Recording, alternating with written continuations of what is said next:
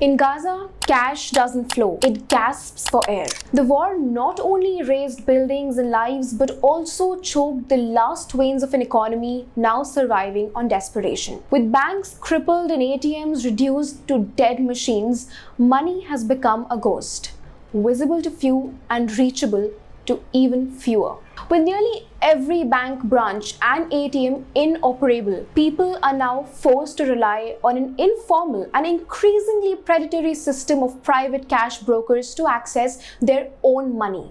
These brokers, operating without regulations, charge commissions as high as 40%, a staggering toll on families already pushed to the brink. At a time of surging inflation, high unemployment, and dwindling savings, the scarcity of cash has magnified the financial squeeze in families, some of whom have begun to sell their possessions to buy even the essential goods. The cash that is available has lost some of its luster. Palestinians use the Israeli currency, the shekel, for most transactions. Yet, with Israel no longer resupplying the territory with newly printed banknotes, merchants are increasingly reluctant to accept freight bills. Gaza's punishing cash crunch has deep and compounding roots. Now, at the outset of the war, Israel halted the flow of cash into Gaza in an effort to cripple Hamas's ability to fund its operations and pay its fighters. Soon after that, many of Gaza's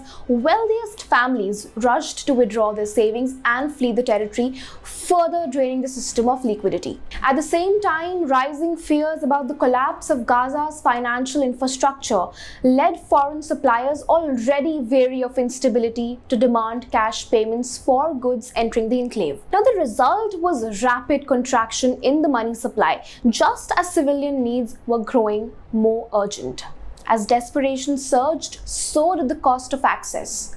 What began as a modest 5% commission charged by informal cash brokers at the start of the war have since soared to nearly 40%, turning financial hardships into outright exploitation. Someone needing cash transfers money electronically to a broker and is handed a fraction of that amount in bills. Let me tell you, in 2024, according to the World Bank, inflation in the territory surged by a staggering 230%. There was a brief moment of relief during the ceasefire that began in January when inflation dipped slightly, but that hope was also short-lived. After Israel pulled out of the truce in March, prices soared once again, deepening the financial torment of families already struggling to survive. By the end of 2024, approximately 80% of the population in Gaza was unemployed, and this figure is likely even higher today.